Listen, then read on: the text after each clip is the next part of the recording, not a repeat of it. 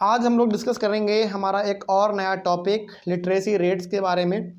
हालांकि हम लोग जो अपना डिस्कस कर रहे हैं वो अलग अलग चीज़ों को डिस्कस करते चले जा रहे हैं, अलग अलग टॉपिक को। जैसे पिछले वाले क्लास में आपने सेक्स रेशियो को देखा, उसके बाद फिर आपने एज कॉम्पोजिशन को देखा बेसिकली। तो ये हम लोग डिस्कस कर चुके हैं, एज कॉम्पोजिशन कर चुके हैं डिस्कस, सेक्स रेशियो भी कर चुके हैं।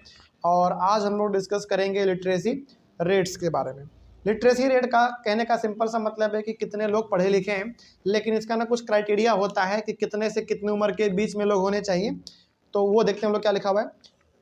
Literacy rate refers to the proportion of literate population in the 7 and above age group. कहने का मतलब ये है कि लिटरेसी रेट हमको ये बताता है कि कितने लोग पढ़े लिखे हैं, लेकिन उन लोगों का जो उम्र है वो कितने से कितने के बीच में होने चाहिए।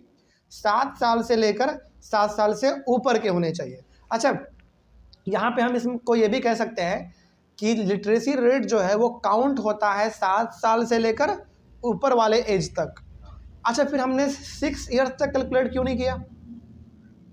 क्योंकि देखो 6 ऐसा गवर्नमेंट का डाटा कहता है, गवर्नमेंट का मतलब ये नियम कहता है कि आप जो लिटरेसी रेट काउंट करोगे कि कितने लोग पढ़े हैं या फिर कितने लोग पढ़े लिखे नहीं हैं, वो 7 साल या फिर 7 साल से ऊपर वाले का काउंट करो आप। ठीक है, यदि 7 साल से ज़्यादा लोग पढ़े लिखे हैं इसका मतलब लिटरेसी रेट आपका क्या ज़्यादा है। लेकिन 7 साल से ही शुरू क्यों किया गया, 5 साल 4 साल से शुरू क्यों नहीं किया गया? क्योंकि गवर्नमेंट ये कहती है ना कि 6 साल तक का जो बच्चा होता है वो पढ़ने लायक नहीं होता है। मतलब कि वो बढ़िया तरीके से नहीं बोल सकता है, वो स्कूल भी नहीं जाता है। लेकिन हकीकत तो ये है कि बहुत सारे बच्चे 4 साल 5 साल की उम्र से ही पढ़ना चालू कर देते हैं। पढ़ना क्या, इतना फर्राटेदार बोलते हैं कि हम लोगों का पसीना छूट जाता है कि नहीं।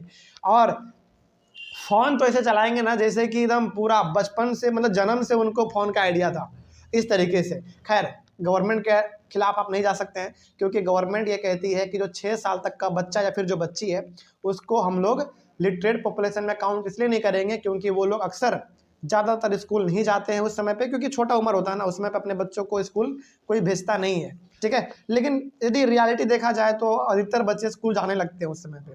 भले ही प्ले स्कूल में जाते हैं, भले ही नर्सरी में रहते हैं, भले स्कूल में जाके केवल खेलते हैं, लेकिन स्कूल जाना चालू कर देते हैं। देखो यहाँ पे ना थोड़ा सा आपको ये भी समझना पड़ेगा कि 7 साल इसलिए लिया गया है उम्र, क्योंकि 7 साल का जो बच्चा होता है ना लगभग अच्छे से बोलने लगता है, अच्छे से पढ़ने भी लगता है, बेसिकली चीज़ों को समझता है थोड़ा।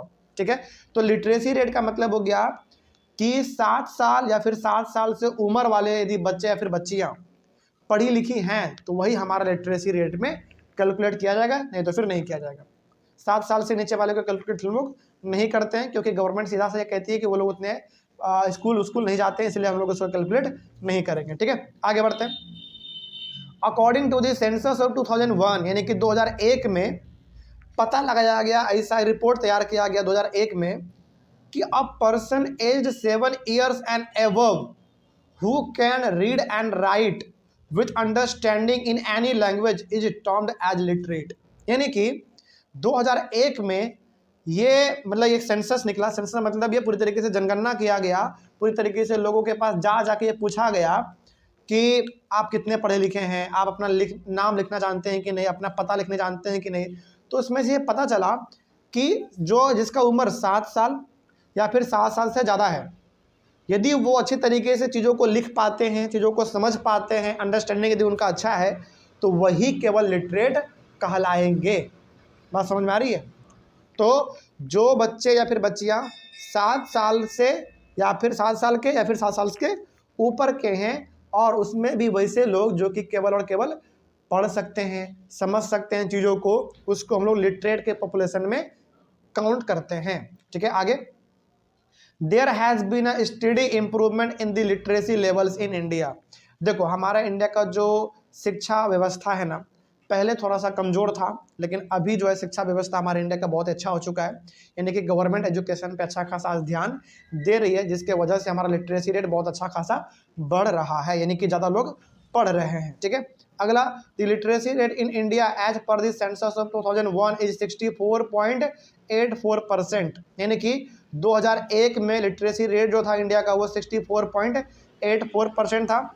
आप इसको ऐसे भी समझ सकते हैं, हाँ, आप इसको ऐसे भी समझ सकते हैं कि 100 बच्चे में से मात्र 64 बच्चे पढ़ते थे केवल। आप इसको ऐसे भी समझ सकते हैं, ठीक है। 75.26% पढ़े लिखे थे उस समय पे कौन, मेल्स, और 53.67% कौन थे पढ़े लिखे उस समय पे, फीमेल्स, ठीक है। ये बात है, डाटा है 2001 का। टोटल बात करें गर्ल्स बॉयज सभी मिला के ऑन एन एवरेज तो 64.84%, लेकिन मेल का अलग फीमेल का अलग बात करें तो मेल का था 75.26 और फीमेल का बात करें तो 53.67% ये फीमेल का लिटरेसी रेट था उस समय पे, ठीक है। ये हो गया हमारा लिटरेसी रेट के बारे में। आगे आपका ऑक्यूपेशनल स्ट्रक्चर, अब ये क्या होता है इसके बारे में देखो। Occupational structure refers to the distribution of population according to different types of occupation. अब देखो हमारे भारत में ना हर आदमी तो एक काम करता नहीं है, हर आदमी अपना अलग अलग काम करता है, तो इसको हम लोग क्या कहते हैं, ऑक्यूपेशन। ऑक्यूपेशन मतलब पेशा, कि वो काम क्या करता है। तो भारत में हर प्रकार का लोग अलग अलग काम करते हैं, उसी को हम लोग क्या कहेंगे, ऑक्यूपेशनल स्ट्रक्चर कहेंगे, ठीक है। अब इसमें क्या लिखा हुआ है देखो, an enormous variety of occupations are found in any country. देखो किसी भी कंट्री में ना जो कमाने का जरिया होता है, पैसे कमाने का जरिया, घर चलाने का जो जरिया होता है वो अलग अलग होता है। कोई आदमी गोलगप्पा बेचता है, घर चलाता है अपना, कोई पढ़ाता है, कोई डॉक्टर है, कोई इंजीनियर है, यानी कि काम अलग अलग प्रकार का है। तो ऑक्यूपेशन स्ट्रक्चर क्या हमारा वैरायटी का है, मतलब कि ऑक्यूपेशन स्ट्रक्चर हमारे अलग अलग प्रकार के हैं, क्योंकि हर आदमी अलग अलग कोई काम कर रहा है, ठीक है। अगला, occupations are generally classified as primary, secondary and tertiary. तो ऑक्यूपेशन जो है यानी कि जो कारोबार है वो 3 प्रकार से हम लोगों ने क्लासिफाई कर दिया, प्राइमरी, सेकेंडरी और टर्शियरी। और ये तीनों का तीनों वर्ड आपके लिए बिल्कुल नया नहीं है, आप इसके बारे में पहले से जानते हैं, ठीक है। चलिए खैर आप जानते हैं, इसके बावजूद भी एक बार देख लेते हैं इसमें क्या लिखा हुआ है। प्राइमरी में क्या आता है, basically primary activities include agriculture, animal husbandry, forestry, fishing, mining, enquiring etcetera. ये सब आपका प्राइमरी में आता है, यानी कि खेती बाड़ी करना, जानवर को पालना, मछली पालन करना, फिर से जंगलों के ऊपर डिपेंड रहना, उसी प्रकार से माइनिंग मतलब कि खदान खोदना, इन सब चीज़ों, ये सारा काम हमारा प्राइमरी में आता है। इसका सेकेंडरी हमारा क्या होता है, सेकेंडरी भी आपको पता है, प्राइमरी से सामान को निकालो, उसको एक फिनिश्ड प्रोडक्ट में तैयार कर दो, यानी कि बेसिकली मैन्युफैक्चर कर दो, वही हमारा कहलाता है सेकेंडरी। और सेकेंडरी में बेसिकली आपका क्या आता है, अलग अलग प्रकार का इंडस्ट्री आता है, ठीक है। तो इसमें लिखा हुआ है secondary activities include manufacturing industry, simple सा है। सेकेंडरी में हमारा बेसिकली मैन्युफैक्चरिंग इंडस्ट्री आता है, यानी कि चीज़ों को मैन्युफैक्चर करता है और एक उसको नया रूप दे देता है। जैसे बिल्डिंग हो गया, कंस्ट्रक्शन हो गया, ये सब क्या है आपका मैन्युफैक्चरिंग है, सिंपल सा है। इसका और अच्छा एग्जाम्पल आप लेना चाहेंगे तो आपके मार्केट में जो बिस्किट बन के आ रहा है, वो जहाँ से बन के आया वो भी आपका किसका एग्जाम्पल है, सेकेंडरी का एग्जाम्पल है। उसी प्रकार से जैसे आपके पास फ़ोन है, तो वो जो फ़ोन बन के आया वो फ़ोन किसका एग्जाम्पल हो गया, सेकेंडरी का एग्जाम्पल हो गया, क्योंकि वो भी तो मैन्युफैक्चर होके ही आ रहा है। तो प्राइमरी हो गया ये और सेकेंडरी ये हो गया। और टर्सरी का सिंपल सा मतलब होता है जो आपको क्या प्रोवाइड करे, सर्विस प्रोवाइड करे, सिंपल सा। जैसे हम अभी आपको पढ़ा रहे हैं तो हम अपना कोई सामान आपको दे रहे हैं क्या, नहीं, हम अपना आपको सर्विस दे रहे हैं, ठीक है। Tertiary activities include transport, communications, administration and other services. तो बेसिकली जहाँ पे आप काम करते हैं, जहाँ पे आप फिजिकली कुछ सामान नहीं देते हैं, बस अपना आप नॉलेज देते हो, आइडिया देते हो, यही आपका क्या कहलाता है, सर्विस कहलाता है, सिंपल सा, ठीक है। वही बात आपका इसमें है। तो टर्सरी में हमारा ये आता है, the proportion of people working in different activities varies in developed and developing countries. Country कहने का मतलब यहाँ पे है कि आप ऐसे कंट्री में जाओ जो पूरी तरीके से डेवलप हो चुका है, वहाँ पे लोगों का जो काम करने का प्रोसेस है, तरीका है, वो थोड़ा अलग होता है। आप वैसे कंट्री में जाओ जहाँ पे अभी डेवलप हो ही रहा है, तो वहाँ का काम अलग होता है। जैसे मान लीजिए जिस प्रकार का काम आपको इंडिया में दिखता है, क्या इस सेम प्रकार का सारा काम अमेरिका में आपको दिखेगा, बिल्कुल नहीं दिखेगा। हो सकता है कि पानी पूरी हम लोग यहाँ पे बेचते हैं, हो सकता है अमेरिका में ना बेचता हूँ, मतलब कि इस और पेशा में क्या आ गया, डिफरेंस आ गया। वही बात है, जैसे यहाँ पे क्या है भाई, यहाँ पे जैसे हम लोग यहाँ पे जो हमारे बेसिकली क्या कह सकते हैं, उसको क्या बोलते हैं, जो जूता चप्पल सिलते हैं, कॉबलर कहते हैं उसको इंग्लिश में। हो सकता है कि वहाँ पे वो पैसा ना हो, बड़े बड़े दुकान में लोग आके सिलवाते हों। तो कहने का मतलब है कि अलग अलग कंट्री के अनुसार वहाँ का जो काम है वो अलग अलग हो जाता है, ठीक है। आगे, developed countries have a high proportion of people in secondary and tertiary activities. जो डेवलप्ड कंट्री होता है ना, यानी कि जो बहुत अच्छी तरीके से तरक्की कर चुका है, उस कंट्री में ऐसा देखा गया है कि ज़्यादातर जो काम होते हैं, यानी कि ज़्यादातर जो लोग लगे रहते हैं वो कहाँ पे लगे रहते हैं, सेकेंडरी और टर्शियरी में लगे रहते हैं। लेकिन कहने का मतलब वहाँ पे खेती होता है लेकिन बहुत ही कम होता है। ठीक है, ये आपका हो गया पूरी तरीके से ये वाला ऑक्यूपेशनल स्ट्रक्चर वाला। अगला है, अच्छा इसमें 2-3 पॉइंट और है, इसमें और है developing countries have a high proportion of people in primary activities. देखो इसमें ये कहा जा रहा है ना, इस वाले पॉइंट को पहले आप ये समझो, डेवलप्ड कंट्री में ज़्यादा लोग कहाँ पे दिखते हैं आपको काम करते हुए, सेकेंडरी और टर्सरी में। लेकिन जो डेवलपिंग है, डेवलपिंग मतलब जो अभी डेवलप कर ही रहा है, वहाँ पे ज़्यादातर आपको लोग दिखते हैं प्राइमरी में। और इसका ना सबसे अच्छा एग्जाम्पल आपका इंडिया है। इंडिया में, इंडिया कैसा कंट्री है, डेवलपिंग कंट्री है, अभी डेवलप हम लोग किए नहीं है, आराम से कर ही रहे हैं डेवलप। इंडिया में आपको पता है 60% लोग अभी भी प्राइमरी सेक्टर से इंक्लूड है, मतलब कि लगे हुए, जुड़े हुए, खेती बाड़ी से जुड़े हुए। तो कहने का मतलब हो गया कि जो कंट्री तरक्की कर चुका है वहाँ पे ज़्यादातर आदमी सेकेंडरी और टर्सरी सेक्टर में काम करते हैं, और जो अभी डेवलप कर ही रहा है यानी कि जो डेवलपिंग कंट्री जैसे हमारा इंडिया, यहाँ पे ज़्यादातर जो लोग हैं वो किस में जुड़े हुए हैं, प्राइमरी में जुड़े हुए हैं। ठीक है, for example India, in India about 64%, देखो हमने तो 60% कहा था, यहाँ तो 64% है। तो in India about 64% of the population is engaged only in agriculture यानी कि प्राइमरी एक्टिविटी। तो इंडिया का बात करें तो इंडिया में 64% पॉपुलेशन खेती बाड़ी में लगा हुआ है, यानी कि प्राइमरी में लगा हुआ है। The proportion of population in secondary and tertiary activities is about 13 to 20% respectively. और बात करें इंडिया के अंदर सेकेंडरी और टर्शियरी एक्टिविटी का, तो सेकेंडरी में 13% और टर्शियरी में 20% लोग यहाँ पे काम करते हैं। तो ये हमारा ऑक्यूपेशनल स्ट्रक्चर का पूरा जायजा हो गया आपको। ठीक है, आगे आपका है हेल्थ। हेल्थ का सिंपल सा मतलब है स्वास्थ्य, कैसा आप हैं, बीमार हैं, स्वस्थ हैं, क्या है, उसके बारे में देखते हैं क्या लिखा हुआ है। Efforts of government programmes have registered significant improvements in the health conditions of the Indian population. देखो पिछले कुछ सालों में ऐसा देखा जा रहा है कि इंडियन गवर्नमेंट का जो रुचि है वो हेल्थ सेक्टर को इम्प्रूव करने में ज़्यादा हुआ है। मतलब ये हो गया कि पिछले कुछ सालों में हेल्थ स्ट्रक्चर जो हमारा इंडिया का वो बहुत अच्छा डेवलप किया है।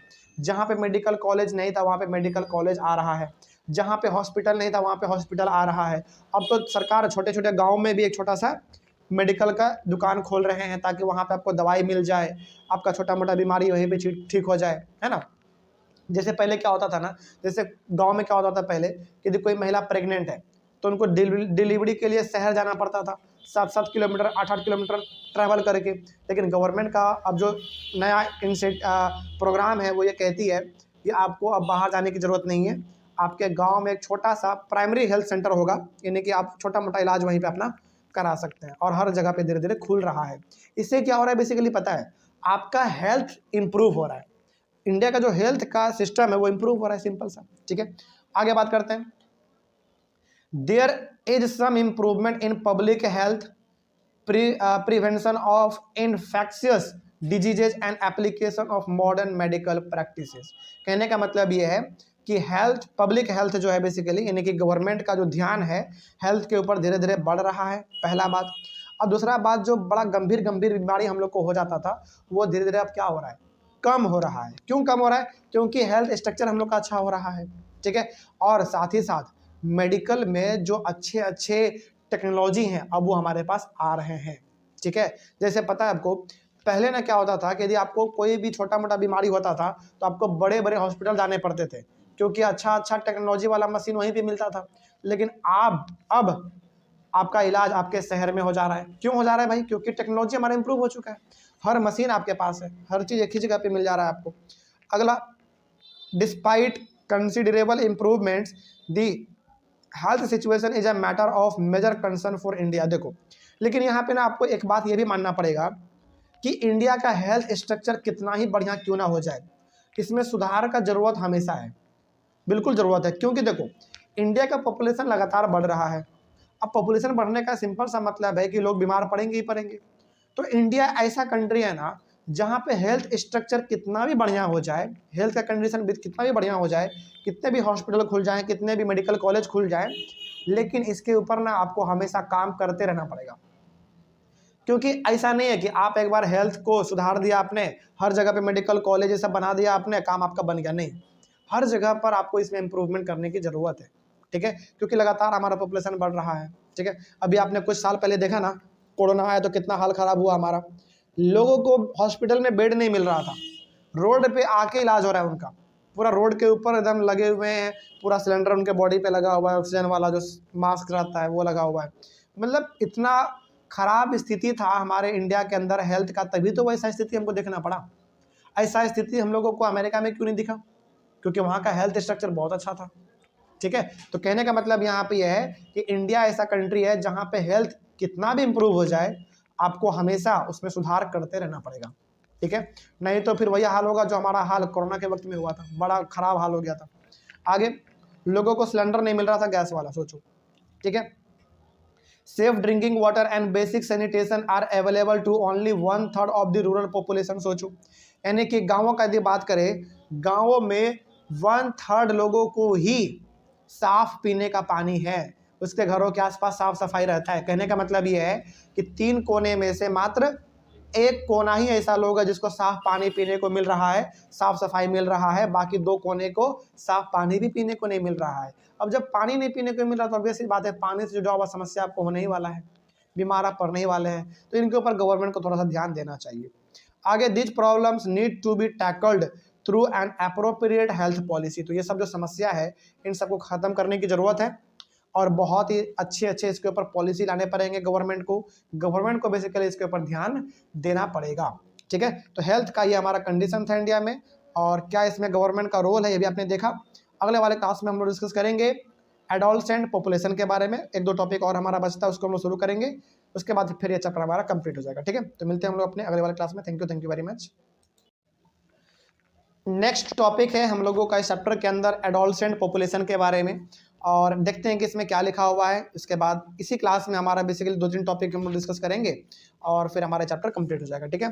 एडोलसेंट पॉपुलेशन, अच्छा, एडोलसेंट जो ये वर्ड है ना, आपके लिए बिल्कुल नया वर्ड नहीं है, इसको आपने क्लास 8 में भी पढ़ा था, एक चैप्टर था आपका reaching the age of adolescence, उसको आपने वहाँ पे पढ़ा था, लेकिन कोई बात नहीं, हम लोग दोबारा इसको बेसिक से चलेंगे और समझेंगे कि आखिर एडोलसेंट क्या होते हैं। देखो, adolescents are generally grouped in the age group of 10 to 19 years. कहने का मतलब है कि जिस बच्चे या बच्ची का उम्र 10 से लेकर 19 साल तक होता है, उसको हम लोग क्या कहते हैं? एडोलसेंट कहते हैं, यानी कि उसको हम लोग जवान बच्चा कहने लगते हैं। अपने आप भाषा में कहते हैं ना, बच्चा जवान हो गया, बच्चा सियाना हो गया, या फिर बच्ची जवान हो गई, बच्ची सियानी हो गई, इस प्रकार से हम लोग बोलते हैं, तो उसी को हम लोग कहते हैं एडोलसेंट। तो एडोलसेंट का जो उम्र है वो कितने से कितना है? 10 से लेकर 19 साल के जो बच्चे बच्चियां होते हैं उन्हीं को हम लोग कहते हैं एडोलसेंट, सिंपल सा। आगे बढ़ते हैं। Adolescents constitutes 1/5 of the total population of India. इसका मतलब समझ में आता है क्या होता है 1/5 का मतलब कि हमारे इंडिया में 5 कोने में से 1 कोना पॉपुलेशन जो है वो एडोलसेंट का है। इसका कहने का मतलब हुआ कि 1 कोना पूरा का पूरा ऐसे पॉपुलेशन है जिनका उम्र 10 से लेकर 19 साल के बीच में। सही बात भी है, बिल्कुल हकीकत है। 5 कोने में से 1 कोना जो पॉपुलेशन है वो 10 साल से लेकर 19 साल के उम्र वाले हैं, ठीक है। आगे बढ़ते हैं। They are the most important resource for the future. सही बात है।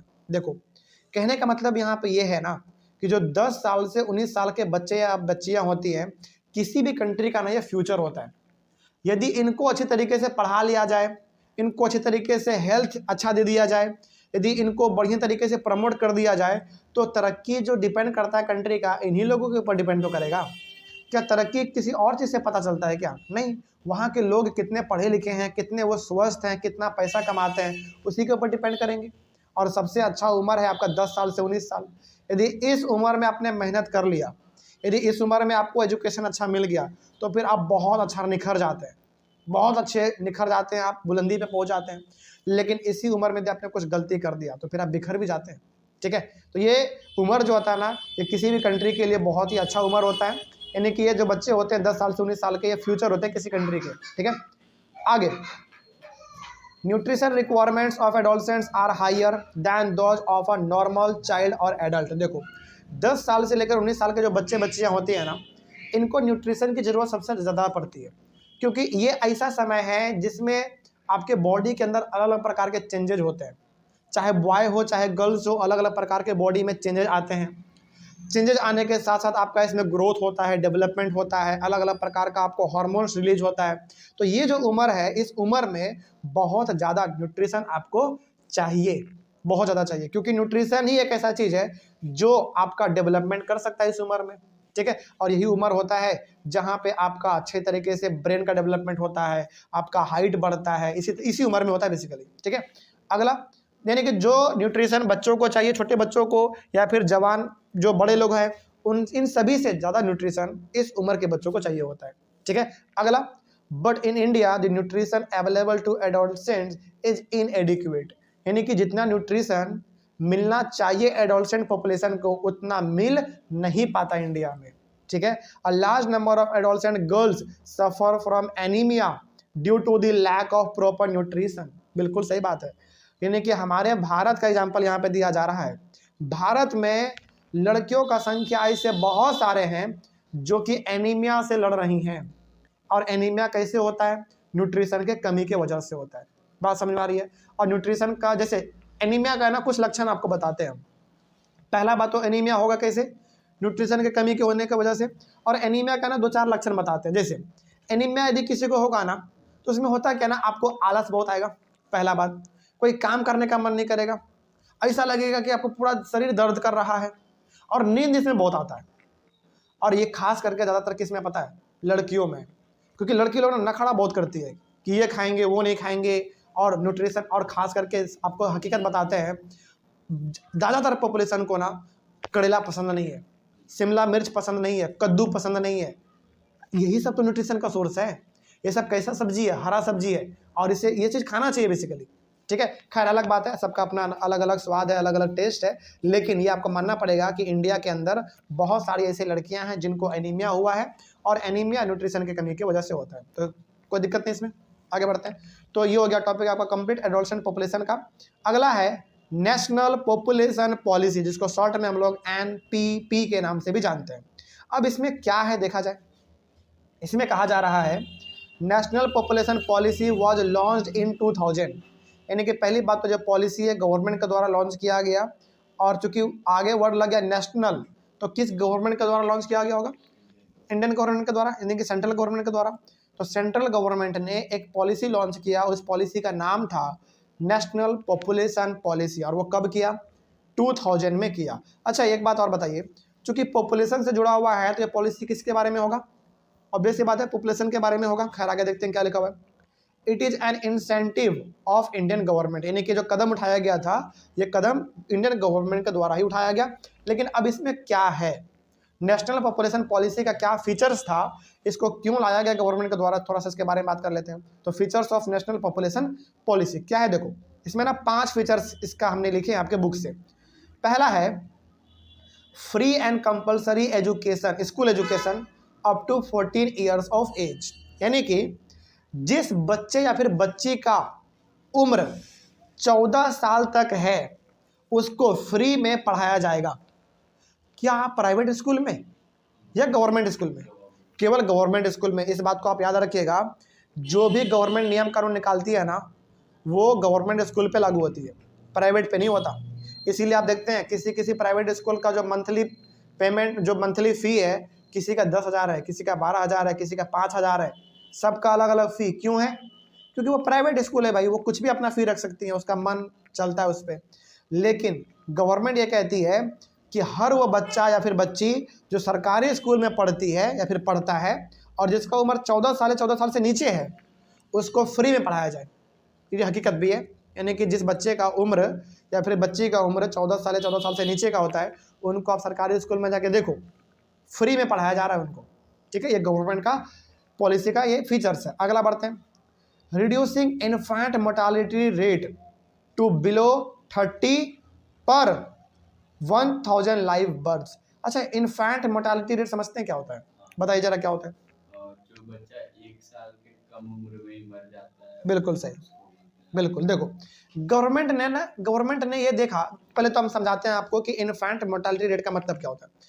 इन्फेंट मोर्टालिटी रेट का ये होता है कि मान लीजिए कि 1 साल में 1000 बच्चों ने जन्म लिया, एग्जाम्पल बस 1000 बच्चों ने जन्म लिया 1 साल के अंदर, और मान लीजिए कि 1000 बच्चों में से 100 बच्चे मर गए, तो वो जो 100 बच्चे मर गए ना, वही हमारा कहलाएगा इन्फेंट मोर्टेलिटी रेट। और ये इंडिया में पहले बहुत था।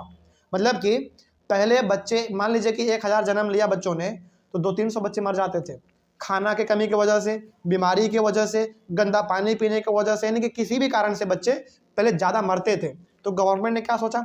गवर्नमेंट ने सोचा कि यार ऐसे यदि बच्चे मरते रहेंगे ना, तब तो फिर हमारा पॉपुलेशन इनबैलेंस हो जाएगा। इसको क्या करो, इन्फेंट मोर्टेलिटी रेट को घटा के कितने पे लेकर आओ? 30 पे लेके आओ। कहने का मतलब हुआ कि यदि 1000 बच्चों ने जन्म लिया तो मुश्किल से मुश्किल यदि उसमें डेथ होता भी है तो मात्र 30 का होना चाहिए, बाकी सबको बचा लो। बात समझ में आ रही है? ये इनका गवर्नमेंट का इस पॉलिसी का बहुत बड़ा फीचर्स है। ठीक है, आगे, achieving universal immunisation of children against all vaccine preventable diseases. इसका सबसे बड़ा फीचर्स ये भी है कि जिस भी प्रकार का बीमारी है, बेसिकली जो बीमारी फैलता है, उसको आप खत्म करो पूरी तरीके से। इसलिए आप देखते होंगे कि जो पोलियो पिलाया जाता है आपको, ये क्यों पिलाया जा रहा है? और अच्छा, ये छोटे बच्चों को ये क्यों पिलाया जा रहा है, बड़ों को क्यों नहीं पिलाया जा रहा? क्योंकि गवर्नमेंट का मकसद ये है कि छोटे बच्चों को प्रोटेक्ट करना बहुत ज़रूरी है। यदि छोटे बच्चे प्रोटेक्ट हो गए तो ऑब्वियस ही बात है वो अपना आगे का जीवन संवार लेते हैं। लेकिन दिक्कत कब होता है? जब वो छोटे होते हैं। तो यहाँ पे गवर्नमेंट ने सोचा कि बच्चों को जितने प्रकार के बीमारी हो सकते हैं, उन सभी बीमारी का ना एक कॉमन दवाई बनाओ। और वो क्या, हमारा सबसे अच्छा एग्जाम्पल पोलियो का। क्या पोलियो किसी खास बीमारी के लिए है क्या? नहीं, बल्कि वो हर वो बीमारी के लिए है जो कि छोटे से बच्चों को हो सकता है। बात समझ में आ रही है?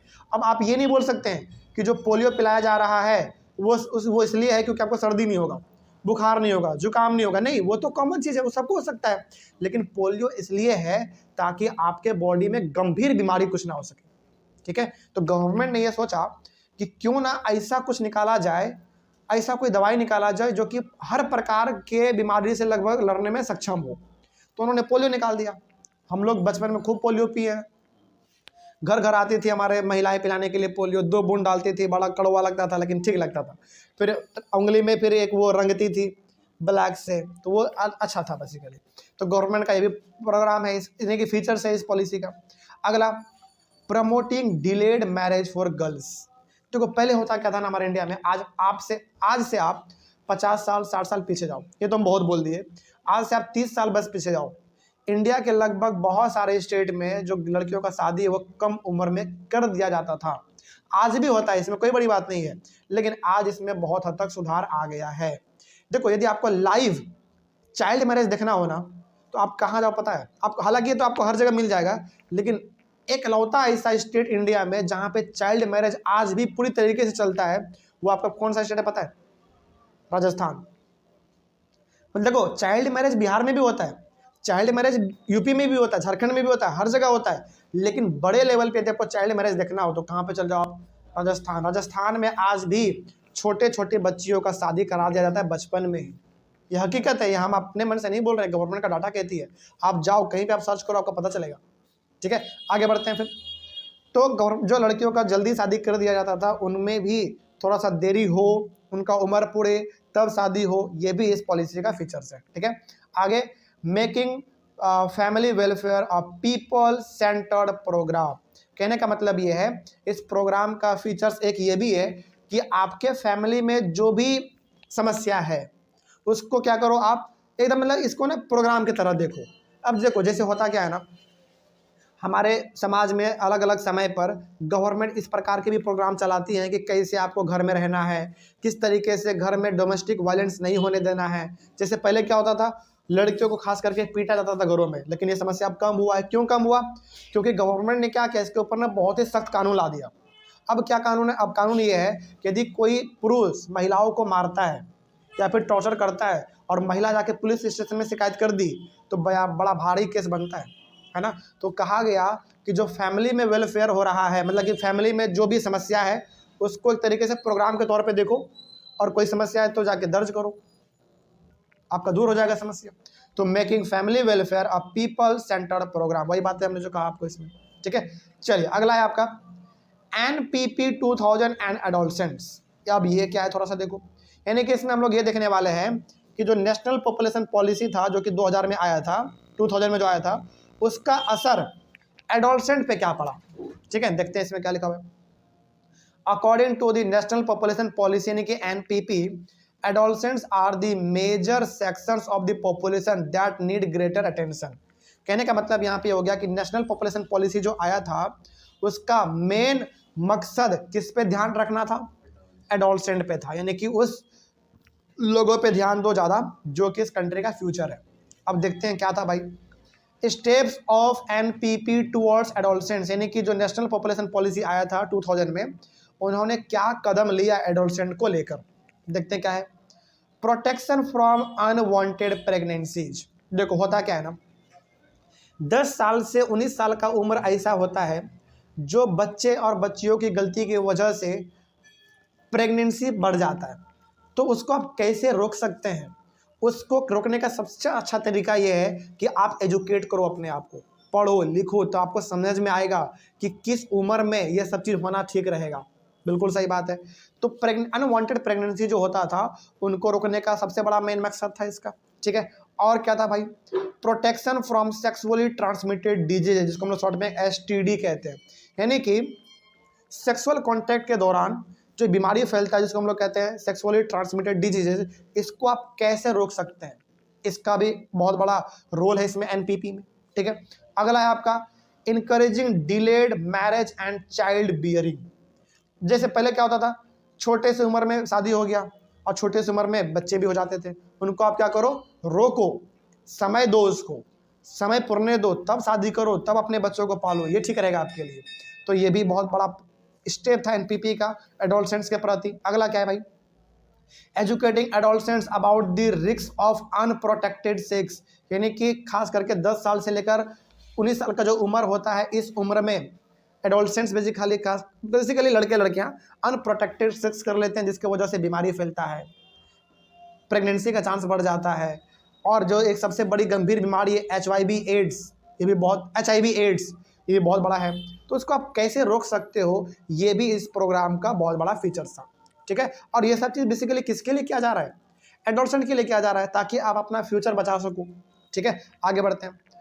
प्रोवाइडिंग फूड सप्लीमेंट्स, यानी कि एडोलसेंट्स को प्रॉपर न्यूट्रिशन मिल सके, इसका भी ये बहुत बड़ा फीचर्स था। अच्छा, इसलिए आप देखते हो सरकारी स्कूलों में अभी भी क्लास 10 तक खास करके भोजन खिलाया जाता है फ्री में, जिसको हम लोग कहते हैं मिड डे मील, है ना, वो बहुत बड़ा फीचर्स है। तो गवर्नमेंट का इसके प्रति क्या एक तरीके से स्टेप ही तो है, ठीक है। आगे, strengthening legal measures to prevent child marriage, यानी कि जो बच्चे छोटे उम्र में शादी कर लेते हैं, करते नहीं बल्कि उनको कराया जाता है, तो उनके प्रति आप कैसे लीगल एक्शन ले सकते हैं, ये भी एडोलसेंट्स के प्रति ही एक बहुत बड़ा स्टेप है, ठीक है। ये सब चीज़ें ऐसे स्टेप्स हैं जो एनपीपी ने एडोलसेंट्स के प्रति लिए हैं, जो कि बहुत अच्छी बात है हमारे लिए, ठीक है। चलिए, तो इस तरीके से टॉपिक भी कंप्लीट हुआ और टॉपिक के साथ साथ हमारा ये चैप्टर भी कंप्लीट हो गया, ठीक है। चैप्टर तो कंप्लीट हुआ ही साथ हमारा पूरा ज्योग्राफी भी कंप्लीट हो गया क्लास 9th का, ठीक है। तो आई होप हमने बहुत ही अच्छी तरीके से क्लास 9th के ज्योग्राफी को कंप्लीट किया। हर चैप्टर को और हर चैप्टर के हर टॉपिक को बहुत ही डीपली हम लोगों ने डिस्कस किया। मेरे हिसाब से अब पूरे बुक में कहीं पर दिक्कत नहीं आना चाहिए, कहीं पर भी ऑनलाइन वाले बच्चे कहीं पर भी किसी प्रकार का आपको दिक्कत रहा होगा इस पूरे बुक में और पूरे बुक में कहीं किसी चैप्टर में और किसी चैप्टर के किसी टॉपिक में, तो आप लोग एक बार कमेंट कीजिएगा, ठीक है ना। चलिए, तो हम लोग मिलेंगे अपने अगले वाले क्लास में और हमारे पास अभी हिस्ट्री है, उसको हम लोग डिस्कस करेंगे, तो हम लोग मिलेंगे अपने हिस्ट्री वाले क्लास में। तो thank you very much and have a nice day.